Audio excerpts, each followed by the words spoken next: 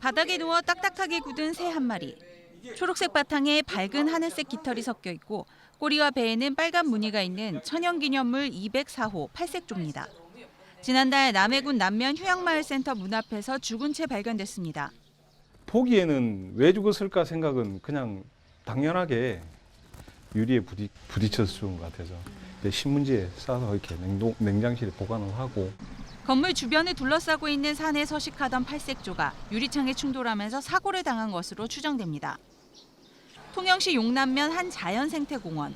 지난 5일에도 팔색조 한 마리가 이 건물 유리벽에 부딪혀 희생됐습니다.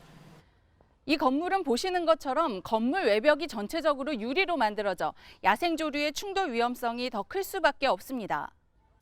지난달에도 거제시 한 학교와 아파트, 고성군 한 전원주택에서 각각 팔색조가 유리창에 부딪혔습니다. 경남에서만 한 달 새 5마리나 충돌 사고가 난 겁니다. 팔색조는 일반적으로 숲 내부에 거주하고 논에 사는 지렁이들을 먹이로 삼습니다. 이 때문에 숲에 인접한 펜션이나 전원주택, 골프장, 유리온실 등에 충돌하는 경우가 많습니다.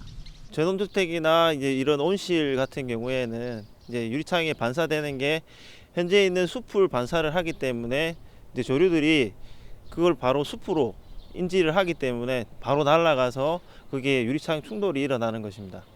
숲을 침범한 각종 건물에 멸종위기 야생조류가 희생당하고 있어 대책 마련이 필요합니다. 해마다 늘어나는 야생조류 유리창 충돌 사고, 급기야 보호가 필요한 멸종위기 야생동식물마저 희생되고 있습니다. 공존하려고 그러면 침범하지 않아야 되는데 일단 사람이 침범에 들어가 있어요. 그게 문제거든요. 환경부와 국립생태원이 지난 2017년 12월부터 지난해 8월까지 전국의 건물 유리창과 투명 방음벽 등 56곳을 대상으로 조사한 결과 국내에서는 해마다 야생조류 800만 마리가 충돌사하는 것으로 나타났습니다.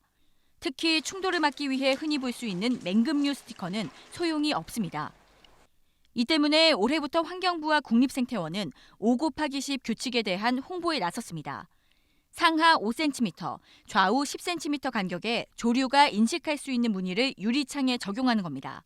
그래서 해외에서 연구된 바에 따르면 최소화되는 그런 폭이 보통 상하로 5cm, 가로로 10cm 규격 이하로 오게 되면은 새들이 통과하지 않는 것으로 알려져 있습니다. 실제로 이 같은 무늬를 적용한 대전의 한 도로의 경우 효과가 있는 것으로 나타났습니다.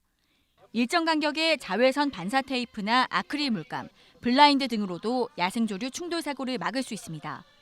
환경부는 올해 공공건물과 투명 방음벽에 이 같은 방지 대책을 시범 적용할 계획입니다. 하지만 유리에 희생되는 야생조류의 95%는 건축물과 충돌하는데 전체 건축물의 80%인 사유 건축물에 설치를 강제할 방법이 없다는 점이 문제입니다. 이 때문에 건축물을 설치할 때부터 조류 충돌 저감을 위한 설계를 해야 한다는 게 전문가들의 지적입니다.